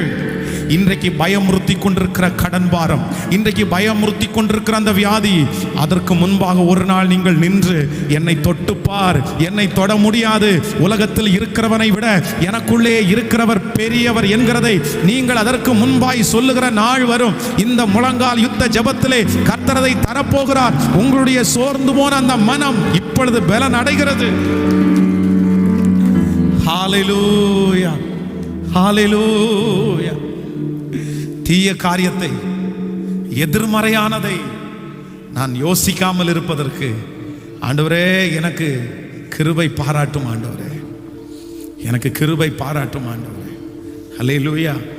ஸோ மனபலன் உங்களுக்கு வேணும் அப்படின்னா எல்லாத்தையும் நீங்கள் எப்படி தான் நினைக்கணும் அப்படின்னா, சொல்லுங்க எல்லாரும். யோபுவை குறித்து வேதம் சொல்லுது, யோபு எப்படி தான் எடுத்தார் அப்படின்னா, கர்த்தர் கையிலே நன்மையை பெற்ற நாம் தீமையும் பெற வேண்டாமோ. எப்படிப்பட்ட கேள்வி குறிப்பாருங்க. கர்த்தருடைய கரத்திலேயே நன்மையை பெற்ற நாம் தீமையும். அப்போ அவருடைய மனசுல அந்த தீமை நடக்கும்போது நன்மையை பெற்றுக்கொள்ளும் போது சந்தோஷமா இருந்தோம்ல, தீமையை பெற்றுக்கொள்ளும் போது ஏன் துக்கப்படுறோம்? நன்மையும் வரும், தீமையும் வரும். நீ பைத்தியக்காரி பேசுகிறது போல் பேசுற. கர்த்தர் கொடுத்தார், கர்த்தர் எடுத்தார். கர்த்தருடைய நாமத்திற்கு ஸ்தோத்திரம். நான் கடைசி வரை அவருக்காக நிற்பேன், செத்தா கூட அவரை தான் நான் தேடுவேன். எப்படிப்பட்ட ஒரு நம்பிக்கை பாருங்க. எப்பவும் அவருடைய எண்ணம் என்ன அப்படின்னா பாசிட்டிவ், பாசிட்டிவ். வேதத்தில் பாசிட்டிவ் அப்படின்றது இது உலகத்தானுடைய வார்த்தை. ஆனா பைபிள் படி இதுக்கு பேர் தான் விசுவாசம், ஃபெய்த். நீ உலகத்தில் இருக்கிற மனுஷன் பாசிட்டிவா உலகத்தை வச்சு யோசிக்கிறான். நம்ம பாசிட்டிவா எதை வச்சு யோசிக்கிறோம்னா கர்த்தரை வச்சு யோசிக்கிறோம். புரியுதா உங்களுக்கு? நமக்கு இருக்கிற எல்லா பிரச்சனையிலும் நம்ம பாசிட்டிவா யோசிக்கிறதுக்கு என்ன காரணம் அப்படின்னா, என் கூட யார் இருக்கா? என் கூட கர்த்தர் இருக்கிறார், கர்த்தர் இருக்கிறார். அவருக்கு மிஞ்சி என்ன வரப்போகுது, அவருக்கு மிஞ்சி என்ன நடக்க போகுது? அப்போ கர்த்தரை வைத்து பாசிட்டிவாய் நினைக்கிறது ஃபெய்த், விசுவாசம். உங்க விசுவாச அளவு கூட கூட உங்க மனசனுடைய பலனும் கூடிட்டே இருக்கும். ஆமென். ஜீவானந்தம் அவங்கள குறித்து உங்களுக்கு தெரியும் அப்படின்னு நினைக்கிறேன். நீங்கள் நிறைய பேர் பார்த்துருப்பீங்க. இந்த நம்முடைய பட்டணத்தில் நிறைய ஊழியம் செஞ்சுருக்கிறாங்க. அவங்க சென்னையில் கடலோரத்தில் மீட்டிங் நடத்துவாங்களாமா. இந்த கடலுக்கு பீச்சுக்கு பக்கத்தில் வந்து பெரிய மீட்டிங் நடத்துவாங்க, ஆல் நைட் ப்ரேயர். அந்த ஆல் நைட் ப்ரேயருக்கு பார்த்தீங்க அப்படின்னா 5000 பேர்லாம் அட்டன் பண்ணுவாங்களாம். அப்போ அவர் ஜோம் பண்ணிட்டே இருப்பாராமா. ஜோம் பண்ணிட்டே இருக்கும்போது முடிச்சுட்டு எல்லாருமே ஜோம் பண்ணும்போது கூட்டம் ஒவ்வொரு சும்மா தலை மேலே கை வச்சு ஜோம் ஸ்தோத்திரம் ஸ்தோத்திரம்னு சொல்லிட்டு போவாராமா. அவ்வளோ க்ரௌட் இருக்குமாமா. திடீர்னு ஒரே ஒருத்தரை மட்டும் பார்த்து சொல்லுவாராமா, நீ எதுக்கு இங்கே நிற்கிற, நீ எதுக்கு இங்கே உள்ள வந்த, போ வெளியே, தனியாக வா, வெளியே வா, நான் ஜோம் பண்ணி முடிக்கிற வரைக்கும் அங்கேயே ஆடிட்டு நில்லு அப்படின்னு சொல்லுவாராமா. பார்த்தீங்க அப்படின்னா அந்த பிசாஸ் வந்து அங்கே ஆடிட்டே இருக்குமாமா அவர் ப்ரேயர் முடிக்கிற வரைக்கும். திடீர்னு ஒரு நாள் வந்து மீட்டிங் நடந்துட்டு இருக்கும்போது ஒரு பெரிய காற்றடிச்சு அந்த ஸ்டேஜ் அப்படியே அசைஞ்சு கீழே விழுறது மாதிரி இருக்காம. இயேசுவின் நாமத்தினால நில்லு, மீட்டிங் முடிகிற வரைக்கும் நீ கவுந்து விழக்கூடாது அப்படின்னு அதுக்கு சொன்னாராமா. அது அப்படியே நின்றுச்சா முடிகிற வரைக்கும். ஐயோ, பரிசுத்தவான்கள் எல்லாம் வந்து நமக்கு முன்பாக வாழ்ந்தவர்கள் எல்லாம் அவங்க எப்படி பாசிட்டிவா இருந்திருக்கிறாங்க அப்படின்னா அது நம்மளால கற்பனை பண்ணவே முடியாது. எதுலையுமே அவங்க நெகட்டிவா யோசிச்சதே இல்லை. ஒரு பிள்ளை பிறந்து அந்த பிள்ளை வந்து மூல வளர்ச்சி இல்லை, ஊழியக்காரருடைய பிள்ளைக்கு மூல வளர்ச்சி இல்லாத பிள்ளை வந்து 10 வயசுல இறந்து போகுது. இறந்து போற பிள்ளைக்கு பெட்டி வாங்குறதுக்கு பணம் இல்லை, அடக்கம் பண்றது யாருமே இல்லை. இவங்களே எடுத்து அட்டை பாக்ஸுக்குள்ள வச்சு அந்த அட்டை பாக்ஸை சுருட்டி வீட்டில் இருக்கிற அந்த துணியெல்லாம் எடுத்து கட்டி கணவன் மனைவி 2 பேரும் சேர்ந்து குழி தோண்டி தான் சொந்த பிள்ளைய புதைச்சிருக்காங்க. அப்ப கூட அவங்க கர்த்தரை மறுதலிக்கவும் இல்லை, கர்த்தரை வேண்டான்னு சொல்லவும் இல்லை. நீங்க கொடுத்தீங்க ஆண்டவரே, கஷ்டமா தான் இருக்குது, பட் ஆனா கண்டிப்பா இதுல நீங்க தீமை செய்யவே மாட்டீங்க. ஐயோ, பரிசுத்தவான்கள் வாழ்ந்த விதமெல்லாம் நம்மெல்லாம் இன்னைக்கு ஏணி வச்சா கூட எட்டாது. ஆனா நான் நம்புறேன் அது திரும்ப வரும், திரும்ப இந்த கூட்டத்தை பற்றி பிடிக்கும். அதற்காகத்தான் கர்த்தர் இந்த சத்தியத்தை பேசுறாரு. பிரதர், உங்களை பற்றி பிடிக்கும், சிஸ்டர் உங்களை பற்றி பிடிக்கும். கர்த்தருடைய வருகை தாமதிக்கும்னா அடுத்த ஜெனரேஷன் உங்க பிள்ளைங்க எழும்பி அதை சொல்லுவாங்க, உங்களை சுற்றி இருக்கிறவங்க எழும்பி சொல்லுவாங்க. உங்களை போல பாசிட்டிவா யோசிக்கிறதுக்கு ஆள் இல்லை, விசுவாசமா யோசிக்கிறது ஆள் இல்லைன்றதை உங்களை பற்றி சொல்லுகிற ஒரு நாட்கள் வரும். கர்த்தர் அந்த அபிஷேகத்தை கர்த்தர் ஊற்றுவதற்காக தான் நம்மளை கொண்டு வந்திருக்கிறார். ஹல்லேலூயா. நான் இனி என்ன பண்ண மாட்டேன்னா நெகட்டிவா யோசிக்கவே மாட்டேன். ஹல்லேலூயா. கைகளை உயர்த்தி சொல்லுங்க, நான் இனி ஒரு காலம் அப்படி யோசிக்க போறது இல்லை. ஹல்லேலூயா, ஹல்லேலூயா. அவரே என்னை காண்பவர், சொல்லுங்க, நீரே என்னை காப்பவர். சத்தமாய் சொல்லுவோம், நீரே என்னை காண்பவர், நீரே என்னை காப்பவர். சிங்கக்கேபியோ சூளை நெருப்போ அவர் என்னை காத்திடுவார். கரங்களை தட்டி, சிங்கக்கேபியோ சூளை நெருப்போ இயேசு என்னை காத்திடுவார். இப்ப சொல்லுவோம், நீரே என்னை எஸ் என்னை காப்பவர், நீரே என்னை காண்பவர், நீரே என்னை காப்பவர். சிங்கக்கேபியோ சூளை நெருப்போ அவர் என்னை காத்திடுவார். சிங்கக்கேபியோ சூளை நெருப்போ அவர் என்னை காத்திடுவார். ஆமென், ஹல்லேலூயா. அப்போ மனபலத்திற்கான முதல் மருந்து என்ன அப்படின்னா பாசிட்டிவ் தாட். யாருக்கெல்லாம் பாசிட்டிவ் தாட் இருக்குதோ அவங்க எல்லாம் மனசுல எப்படி இருப்பாங்க சொல்லுங்க. உங்க மனசு பலவீனப்படுது அப்படின்னா உங்களுக்குள்ள இருக்கிற நெகட்டிவ் எல்லாம் தூக்கி போட்டுருங்க, பாசிட்டிவா யோசிக்க ஆரம்பிச்சிருங்க. நீங்க எதுலையும் எப்படி நிற்பீங்க அப்படின்னா ஸ்ட்ராங்ஸ், அப்படி தைரியமா நிற்பீங்க. ஆண்டவர் அப்படிப்பட்டவங்களை தேடுறாரு. நம்பர் 2, இரண்டாவதாக, ஒரு தேவனுடைய பிள்ளை மனபலத்தோட வாழணும்னா, இல்லை என்றால் உங்களுடைய மனபலத்தை அதிகமாகிறதற்கு இரண்டாவது ஒரு காரியத்தை குறித்து நீங்கள் சங்கீதத்திலே எபிரேயர் 12ஆம் அதிகாரத்தை எடுத்துக்கொள்ளுங்கள்.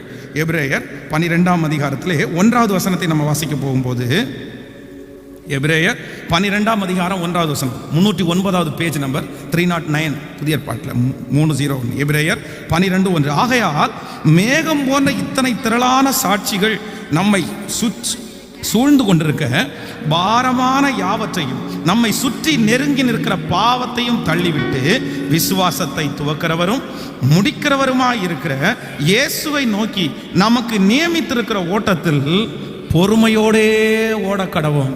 ஆகையால் மேகம் போன்ற இத்தனை திரளான சாட்சிகள் நம்மை சுற்றி சூழ்ந்து கொண்டிருக்க பாரமான யாவற்றையும் உதறி தள்ளிவிட்டு விசுவாசத்தை துவக்கிறவரும் முடிக்கிறவருமாயிருக்கிற. நன்றாய் கவனிங்கள் ஆண்டவருடைய பிள்ளைகளே, மன பலத்தை அதிகமாக்குறதற்கு வேதம் காட்டுகிற இரண்டாவது வழி என்ன அப்படின்னா, பரிசுத்தவான்களுக்கு ஆண்டவர் செய்ததை, இல்லைன்னா ஆண்டவர் இதற்கு முன்பாக இந்த உலகத்திலே செய்த அற்புதங்களை நம்ம ஒன்னொன்னா நினைச்சு பார்க்கணுமாமா. ஆமேன்னு சொல்லுங்கள். உங்களுக்கு புரியுதா? உங்களுக்கு சொல்ல புரியுதா? அப்படின்னா ஒரு விசை 21 நாள் ஃபாஸ்டிங் பிரேயர் நடந்து கொண்டிருக்கும் போது என்னமோ தெரியல, என்னுடைய மனபலம் எல்லாம் என்னை விட்டு போயிருச்சு. அந்த 21 நாள் பிரேயரை நான் முடிப்பேனா என்கிற ஒரு பெரிய சந்தேகம் வந்துருச்சு. அப்போ இந்த காரில் தான் ஒரு சின்ன ரூம் மாதிரி ஒரு மறைச்சு நான் அங்கே தான் வீட்டுக்கு போகாமல் படுத்திருந்தேன். அந்த நாளில் 21 நாட்களும் சர்ச்சுக்குள்ளே வந்துட்டேன் அப்படின்னா 24 நாள் முடிச்சதுக்கு அப்புறம் தான் சர்ச்சை விட்டே வெளியே போவேன். அதுக்கு முன்னாடி வெளியே போவோம். அப்போ இங்கேயே படுத்து இங்கேயே தூங்கி இங்கேயே குளிச்சு அப்படி இருந்தேன். அப்போது அந்த ப்ரேயர் ஆரம்பித்து ஒரு 6 நாளில் மனசுக்குள்ள ஒரு பெரிய போராட்டம். சத்துரு அப்படியே பயங்கரமாக போராடுறான். அந்த ஜெபம் ரொம்ப நல்லா போயிட்டு இருக்குது. என் மனசுக்குள்ள ஒரு சமாதானமே இல்லை. பார்த்தீங்க அப்படின்னா மனசு அப்படியே சோர்ந்து போச்சு. மனசுடைய பலனெல்லாம் போய் பயம் வர ஆரம்பிச்சிருச்சு. என்ன பண்ணுறேன்னு தெரில. உடனே நான் நிறைய புத்தகத்தை வைத்திருந்தேன். அப்பொழுது ஒரு பெரிய பரிசுத்தவானுடைய வாழ்க்கை சரித்திரம் ஒன்று என் கையில் இருந்துச்சு. அந்த புத்தகத்தை எடுத்து படிக்க ஆரம்பித்தேன். அதில் ஒரு பேஜ் போட்டிருந்தாங்க, ஊழியக்காரனும் மனசும் அப்படின்னு. இப்போ பாஸ்டர் D.L. மூடி அவர்களுடைய புத்தகம் பிரசங்கிமார்களுக்கு அப்படின்னு அந்த புத்தகம் இருக்கும். அது கிடச்சா நீங்கள் வாட்சி பாருங்க, ரொம்ப சூப்பராக இருக்கும் அந்த புக்கம். அப்போ அந்த புக்கு பைபிளோட சேர்ந்து எப்போவுமே ஃபாஸ்டிங் ப்ரேயர் பண்ணும்போது அந்த மாதிரி ஒரு புத்தகத்தை வாசி முடிக்கிறது எனக்கு பழக்கம். அப்போ அந்த மனசு சோர்ந்து போது அந்த புத்தகத்தை எடுத்து அந்த ஒரு அத்தியாயத்தை வாசிக்கும் போது அந்த அத்தியாயம் ஊழியனும் மனசும் அப்படின்னு போட்டிருந்து. அந்த அத்தியாயத்தை படித்து முடித்து அவருடைய வாழ்க்கையையும் அந்த வசனத்தையும் ஒப்பிட்டு அவர் எழுதியிருந்தார். அதை படித்து முடிஞ்ச உடனே என் மனசுக்குள்ள ஒரு பலன் வந்துச்சு பாருங்களேன். ஐயோ, அப்படி அந்த 21 நாட்களும் வெற்றியாய் முடிக்கிறதற்கு அப்படியே போயிட்டே இருந்துச்சு வார்த்தைகள் எல்லாம். அப்போ நான் என்ன நம்புறேன் அப்படின்னா, பரிசுத்தவான்களுக்கு ஆண்டவர் செய்ததை நீங்கள் மறக்கக்கூடாது. நம்ம தான் நம்முடைய சன்னதிக்கு எடுத்து சொல்லணும். இதை ஒரு காரியமாக நீங்கள் வச்சுக்கோங்க. இன்னைக்கு வருகிற ஜெனரேஷன் இப்போ இருக்கிற நிறைய யங்ஸ்டர்ஸ் ஊழியக்காரங்களை பார்க்கறதுனால பழைய ஊழியக்காரங்களை எல்லாம் மறந்துட்டாங்க. பழைய ஊழியக்காரர்களுடைய தியாகம், பழைய ஊழியக்காரர்களுடைய விசுவாசம், பழைய ஊழியக்காரர்களுடைய பொருத்தனைகள், கமிட்மெண்ட்ஸ் எல்லாமே இன்னைக்கு மறக்கப்பட்டு போயிருச்சு.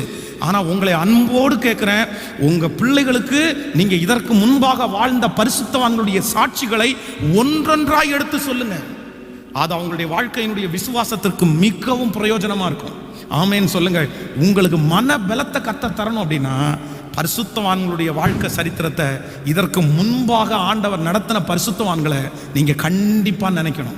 நீங்கள் 77வது சங்கீதத்தில் அதுக்கு சரியான விளக்கம் கொடுக்கப்பட்டிருக்கிறது. 77ஆம் சங்கீதம் 10வது வசனத்தை வாசிக்கலாமா? எல்லாரும் எடுத்துக்கொள்ளலாம். 77ஆம் சங்கீதம் எடுத்துக்கொள்ளுங்கள். 77ஆம் சங்கீதம் 10வது வசனத்தை வாசிக்கலாம். அப்பொழுது நான், இது என் பலவீனம், ஆனாலும் உன்னதமானவருடைய வலதுகரத்தினுடைய வருஷங்களை நினைவு கூறுவேன், கர்த்தருடைய செயல்களை நினைவு கூறுவேன், உம்முடைய பூர்வ காலத்து அதிசயங்களை நினைவு கூறுவேன், உம்முடைய கிரியைகளை எல்லாம் தியானித்து உம்முடைய செயல்களை எல்லாம் யோசிப்பேன். இந்த 77வது சங்கீதம் மனபலம் இல்லாத ஒரு மனுஷனுக்காக எழுதப்பட்ட சங்கீதம். அந்த 10வது வசனத்துக்கு முன்னாடி உள்ள வசனங்களை வாசித்து பார்ப்பீர்களே, ஆனால் ஒரு மனுஷனுடைய இந்த ஆசாப்பனுடைய மன பலவீனம் அடைகிறதுனால நான் அப்படி ஆயிட்டேன், நான் இப்படி ஆயிட்டேன், எனக்கு இப்படியெல்லாம் நடந்துருச்சு, எனக்குள்ள எதிர்மறையான எண்ணங்கள் எல்லாம் வந்துருச்சு அப்படின்னு நெகட்டிவா பேசிட்டே இருப்பாரு. திடீர்னு இல்ல இது என் பலவீனம், ஆனாலும் உன்னதமானவருடைய வலதுகரத்தினுடைய வருஷங்களை நினைவு கூறுவேன்.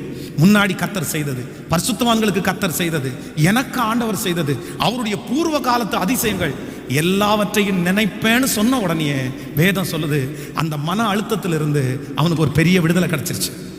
ஆமேன்னு சொல்லுங்கள். உங்களுக்கு மன அழுத்தத்திலிருந்து விடுதலை கிடைக்கணும்னா கூட நீங்க அதிகமாக எதை நினைக்கணும் அப்படின்னா, ஆண்டவர் செய்த அற்புதங்கள், ஆண்டவர் செய்த அற்புதங்கள், ஆண்டவர் நடத்தி வந்த விதங்கள், தேவனுடைய பிள்ளைகளை, இங்கே பைபிளில் எழுதியிருக்கிற பரிசுத்தவான்களை, அந்த அற்புதத்தெல்லாம் நினைக்கும் போது நம்மை அறியாமலே நம்முடைய மனசு என்ன பண்ணும்னா பலப்படும். அவர்களுக்கெல்லாம் செஞ்ச ஆண்டவர் எனக்கும் செய்வார். அவர்களை நடத்தின ஆண்டவர் எனக்கும் செய்வார். ஆமென் சொல்லுங்க. பரிசுத்தவான்களுடைய வாழ்க்கை சரித்திர புத்தகங்களை நீங்கள் ஒவ்வொருத்தரும் புக் ஸ்டாலில் போய் தனியாக கேட்டு வாங்கி தயவு செய்து வாசிங்க. ஒருவேளை புக்கு படிக்கிறதுக்கு முடியாதவங்க மொபைலில் கூட நிறைய பேருடைய வாழ்க்கை சரித்திரங்கள் வரும், அதை வாசிங்க. அந்த வாழ்க்கை சரித்திரங்கள் உங்களை ரொம்ப பலனடைய செய்யும். ஆமென் சொல்லுங்க. கைகளை உயர்த்தி எங்களுக்கு முன்பாய் திரளான சாட்சிகள். சிஸ்டர், இந்த பாதையில் நீங்க மட்டும் கடந்து போகல. பிரதர், இந்த பாதையில் நீங்க மட்டும் கடந்து போகல. ஏற்கனவே உங்களுக்கு முன்பாக மேகம் போன்ற திரளான சாட்சிகளை கர்த்தர் வைத்திருக்கிறார். நிறைய சாட்சிகளை கர்த்தர் வைத்திருக்கிறார். நிறைய பேர் இந்த பாதையில கடந்து போனார்கள். நிறைய ஜனங்கள் இந்த பாதையில கடந்து போனார்கள். கடந்து போனவர்கள் பெரிய பெரிய வெற்றியை அடைந்திருக்கிறார்கள். அவர்களுடைய வாழ்க்கை உங்க வாழ்க்கையோடு சம்பந்தப்படுத்தி பாருங்கள். உங்களையும் கர்த்தர் அப்படி சாட்சி உள்ள ஒரு வாழ்க்கை வாழ செய்ய போகிறார். கைகளை மேல உயர்த்தி சொல்லுங்க, பரிசுத்தவான்களுக்கு செய்தவரே எனக்கும் செய்ய நீர் வல்லவர், எனக்கும் நீ செய்ய வல்லவர், எனக்கும் நீ செய்ய வல்லவர். சொல்லுங்க, எனக்கும் நீ செய்ய வல்லவர், எனக்கும் நீ செய்ய வல்லவர். எத்தனை பேருக்கு செய்வீங்க? எத்தனை பேருக்கு நீங்க செஞ்சீங்கப்பா? எனக்கு செய்யாமல் இருப்பீரோ? எனக்கும் செய்வீர், எனக்கும் செய்வீர். ஆமென், ஹல்லேலூயா. நம்பர் 3, மூன்றாவதாக ஒரு தேவனுடைய பிள்ளையினுடைய மனபலத்திற்கு நீங்க என்ன செய்யணும் அப்படின்றத வாசித்து நம்ம ஜெபித்து முடிக்க போறோம். ரூத்தின் புஸ்தகம் 1ஆம் அதிகாரத்தை எடுத்துக்கொள்ளுங்கள். ரூத்தின் புஸ்தகம் 1ஆம் அதிகாரத்திலே 17வது வசனத்தை நம்ம வாசிக்க போகிறோம். ரூத்தின் புஸ்தகம் 1ஆம் அதிகாரம், ஸ்தோத்திரம், 1ஆம் அதிகாரத்திலே 17வது வசனத்தை சேர்ந்து வாசிக்கலாம். 1ஆம் அதிகாரம் 17வது வசனத்திலே நம்ம வாசிக்கும் போது, நீர் மரணமடையும் இடத்தில் நானும் மரணம் அடைந்து அங்கே அடக்கம் பண்ணுவேன். மரணமே அல்லாமல் வேறு ஒன்றும் உம்மை விட்டு என்னை பிரித்தால் கர்த்தர் அதற்கு சரியாகவும் அதற்கு அதிகமாகவும் எனக்கு செய்ய கடவார் என்றாள். அவள் தன்னோடே கூட வர மன உறுதியாய் இருக்கிறதை கண்டு அப்புறம் அதை குறித்து அவளோட ஒன்றும் பேசவில்லை. அப்படியே இருவரும் பெத்லேகேம் மட்டும் நடந்து போனார்கள். ஆமென் சொல்லுங்க. கவனிங்க ஆண்டவருடைய பிள்ளைகளே, இந்த ரூத்தை குறித்து வேதம் சொல்லுகிறது, இவங்களுக்கு ரொம்ப மனபலன் அதிகமா வந்துருச்சு. கொஞ்ச நாளைக்கு முன்னாடி தான் தன்னுடைய கணவனாரை இழந்துட்டாங்க, தன்னுடைய கொழுந்தனாரை இழந்துட்டாங்க, தன்னுடைய மாமனாரை இழந்துட்டாங்க. ஆனா தன்னுடைய பிள்ளைகளையும் தன்னுடைய கணவனாரையும் இழந்த நகோமிக்கு அந்த துக்கம் தாங்கவே முடியல. மனசு உடைஞ்சு போய், நான் நிறைவுள்ளவளாய் போனேன், இப்ப நான் எப்படி வந்திருக்கிறேன்? குறைவுள்ளவளாய் வந்திருக்கிறேன். சர்வ வல்லவர் என்னை கஷ்டப்படுத்திட்டார், என்ன ரொம்ப கஷ்டப்படுத்திட்டார் அவங்க சொல்றாங்க. ஆனா ரூத்து தன்னுடைய கணவனாரை இளம் வயதிலே பறி கொடுத்தார்கள். அதை குறித்து அவங்க பெருசா ஒன்றும் அலட்டிக்கவே இல்லை. காரணம் என்ன அப்படின்னா, கடந்ததன் உடனேயே மறக்கக்கூடிய ஒரு சுபாவம் இருதயத்தில் இருந்துச்சு. ஆமென். இன்னைக்கு உங்களுக்கு மனபலம் எப்படி வரும் தெரியுமா? யாருக்கு மனபலம் அதிகமாக கிடைக்கும் தெரியுமா? உங்க வாழ்க்கையில நடந்தது எல்லாவற்றையும் உங்க மனசுக்குள்ள வச்சு திரும்ப திரும்ப திரும்ப யோசிப்பீர்களே, ஆனால் உங்களால மனபலமா என்ன பண்ண முடியாது? சொல்லுங்க, வாழ முடியாது, வாழ முடியாது. என்ன பண்ணணும் அப்படின்னா, நடந்ததெல்லாம் நன்மைக்கு. நான் நடந்ததை என்ன பண்றேன் அப்படின்னா, நான் மறந்துடுறேன். ரொம்ப அழகான ஒரு பாட்டு இருக்குது, கடந்ததை நினைத்து கலங்காதே, நடந்ததை நீங்க ஞாபகம் வச்சுக்கிறதுனால என்ன பிரயோஜனம்? நீங்க வருத்தப்படுறதுனால என்ன பிரயோஜனம்? அதை நினைச்சு நீங்க அழுறதுனால என்ன பிரயோஜனம்? அது திரும்பி வந்துருமா? அதை திரும்பி நீங்க பார்க்க முடியுமா? அது திரும்பி உங்களை ஆறுதல் படுத்துமா? திரும்ப ஆறுதல் படுத்தாத, திரும்பி வராத, திரும்பி உங்களோட கூட இல்லாத ஒரு காரியத்திற்காக நீங்க கவலைப்பட்டு நாளுக்கு நாள் உங்க மன பலவீனத்தை நீங்க சுமக்கிறத விட்டுட்டு, நான் நம்புறேன் எல்லாத்தையும் மறந்து, பரவாயில்ல, எல்லாருக்கும் நடந்ததை கர்த்தர் எனக்கும் அனுமதிச்சிருக்கிறாரு. இனி எனக்கு ஒரு வாழ்க்கை இருக்குது, இனி எனக்கு ஒரு ஊழியம் இருக்குது, இனி நான் போக வேண்டிய தூரம் வெகு தூரமா இருக்குது, இன்னும் நான் பண்ண வேண்டிய பிரயாணம் நிறைய, செய்ய வேண்டிய வேலை நிறைய, எனக்கு நிறைய பொறுப்புகள் எல்லாம் கர்த்தர் கொடுத்திருக்கிறாருன்னு மன பலத்தோட கூட காலடி எடுத்து வைப்பீர்களே ஆனால் நான் நம்புறேன், மன பலம் உள்ளவர்களில் கர்த்தர் உங்களை முதல்ல நிறுத்துவார். இந்த துக்கம் உங்களுக்கு சந்தோஷமாய் மாறும். நீங்க இழந்த இழப்பிற்கு கர்த்தர் உங்களுக்கு திரும்பி தருவார். அநேகரை நீங்கள் உற்சாகப்படுத்துவீர்கள். அநேகர் உங்களாலே பலப்படுவார்கள். நீங்கள் சோர்ந்து போனவர்களாய் அல்ல, நீங்கள் மதிப்புக்குரியவர்களாய் இருப்பீர்கள். மனபலம் உங்களுக்கு வேணும்னு நினைக்கிறீங்களா? தொடர்ந்து உங்களுக்கு முன்னாடி இருக்கிற பொறுப்புகளை நிறைவேற்றுறதுக்கு உங்களுக்கு மனபலம் தேவையா? கடந்ததை நினைச்சு நீங்க என்ன பண்ணாதீங்கன்னா, சரி போட்டும் போட்டும் போட்டும், அதெல்லாம் கர்த்தரே அனுமதிச்சிருக்கிறார். அதை நினைச்சு எனக்கு என்ன இல்லை அப்படின்னா லாபமே இல்லை. நம்முடைய மாறாவின் நீரை தேனாக மாற்றுவதற்கு இயேசு இருக்கிறார். இன்னைக்கு 5th டே, இன்னைக்கு 5வது நாள் ஆண்டவர் நமக்கு கொடுத்த நல்ல வார்த்தை, ஆண்டவரே எனக்கு நீர் மனபலத்தை தாரும். ஆமென் சொல்லு. ஹாஸ்பிட்டலில் படுத்து கிடந்தா கூட நான் நம்புறேன், உங்க மனசு பலனா இருக்கும்னா நீங்க சுகத்தோட வீடு வந்து சேருவீங்க. ஆமோதிக்கிறீங்களா? மனபலன் மட்டும் இருக்குமானால் எவ்வளோ பெரிய பிரச்சனைக்குள்ள போனாலும் நீங்க எழும்பி வந்து நிற்பீங்க. கர்த்தர் உங்களை கொண்டு வருவார். எல்லாரும் ஜெபிக்க போறோம். முழங்கால் படிட முடிஞ்சவங்க முழங்காலே நில்லுங்க, முடியாதவங்க எழும்பி கூட நின்னுக்குங்க. கைகளை எல்லாரும் உயர்த்தி அப்படிதான் ஜெபிக்கணும். ஆண்டவரே எனக்கு மனபலத்தை தாரும், என் பிள்ளைகளுக்கு மனபலத்தை தாரும். இந்த வருஷத்தை நான் முடிக்க போறேன். இந்த வருஷம் நிறைய என் மனசு சோர்ந்து போயிடுச்சு. இந்த வருஷம் என் மனசு ரொம்ப பயப்பட்டுருச்சு. இந்த வருஷம் ரொம்ப கஷ்டப்பட்டேன். ஒவ்வொரு நாளும் பயத்திலேயே கடந்து போனேன்.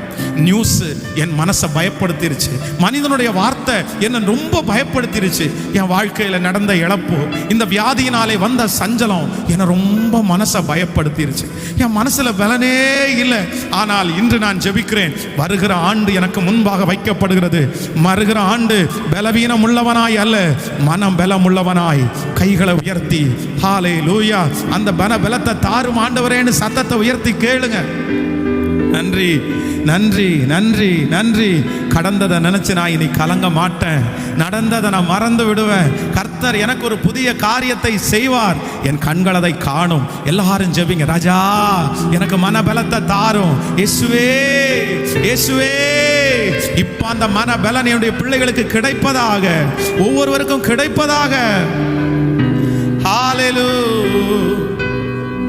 நன்றி ஆண்டவரே, நன்றி ஆண்டவரே, நன்றி ஆண்டவரே. எஸ், சோர்ந்து போற இடத்துல எல்லாம் உறுதி, சோர்ந்து போற இடத்துல எல்லாம் உறுதி. ஓ நன்றி.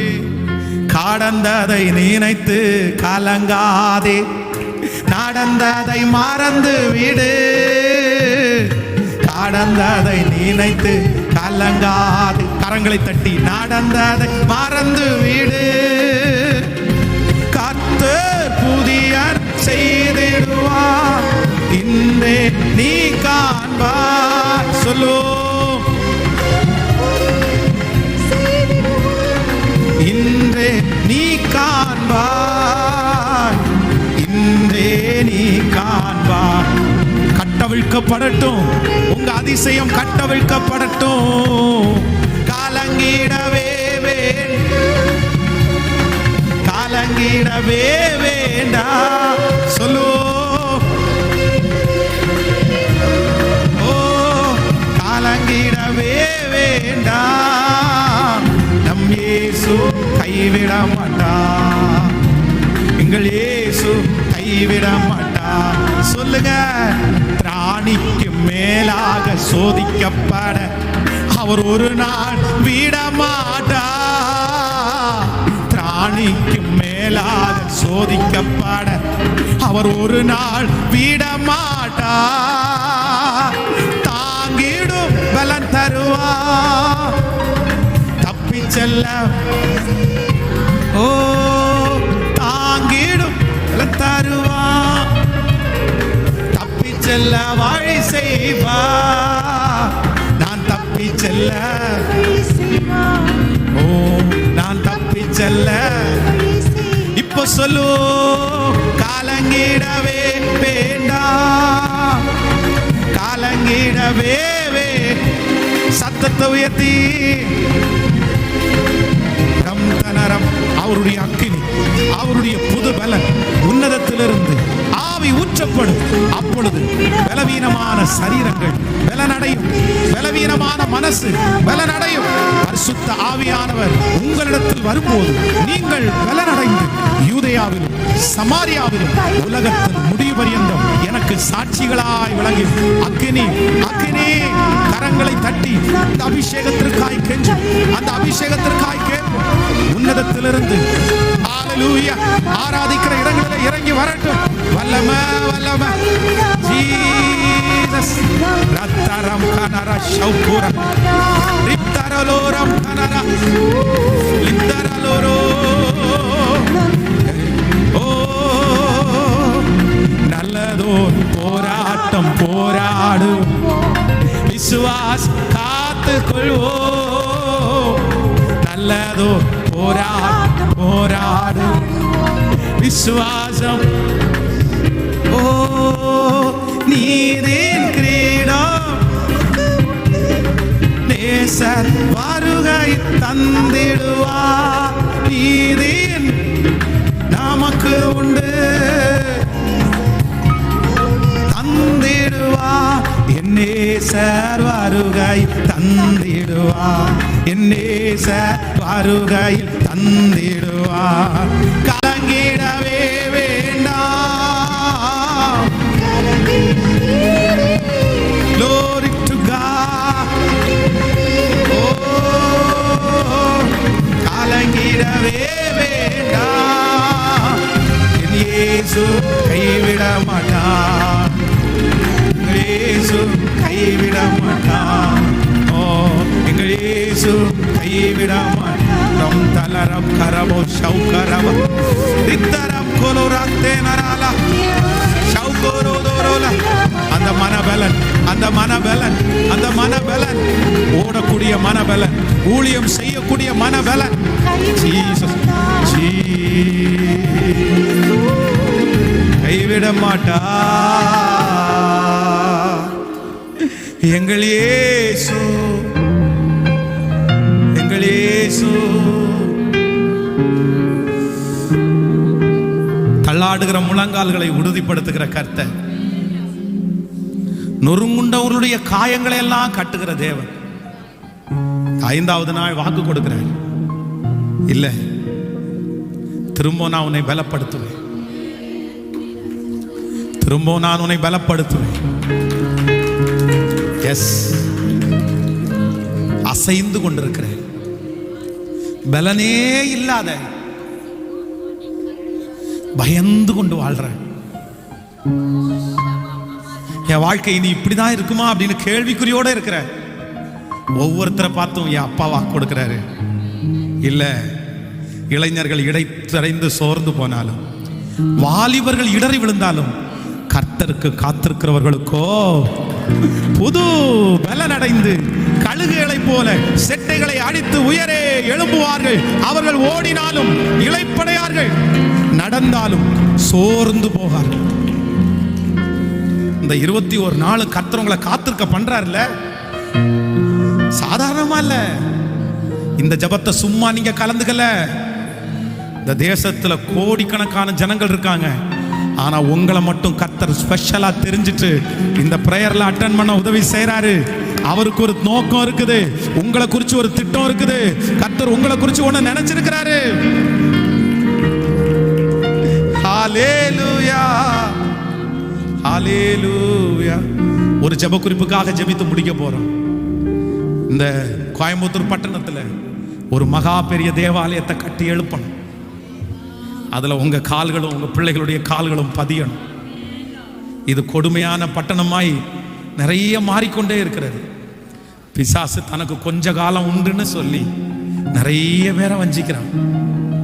ஸ்பெஷலா கொஞ்ச நாளாவே ஒரு வெறித்தனத்தின் ஆவி பட்டணத்தை ஆட்டி படைக்குது.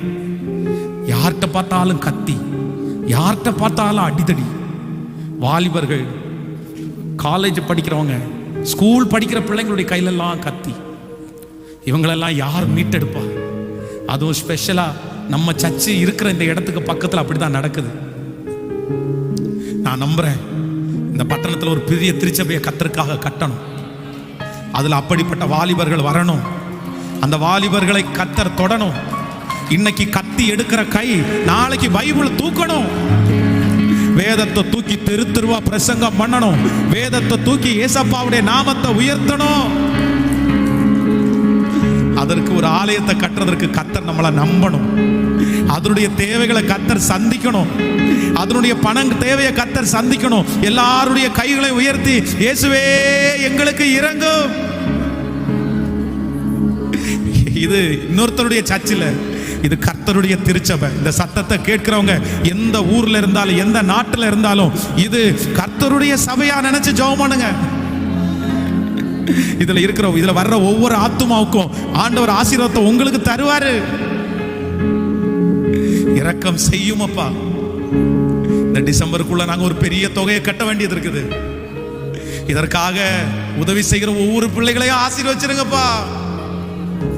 பொருத்தனை எடுத்துக்கிற பிள்ளைகளுக்கு பொருத்தனை நிறைவேற்றதுக்கு பலன் தாங்கப்பா. பலன் தாங்கப்பா, பலன் தாங்க. மனசார ஆசீர்வதிக்கிறேன். இந்த 21 நாள் முழங்கால் யுத்தத்தையும் வெற்றியாய் முடிக்கிறதற்கு உதவி செய்யும்.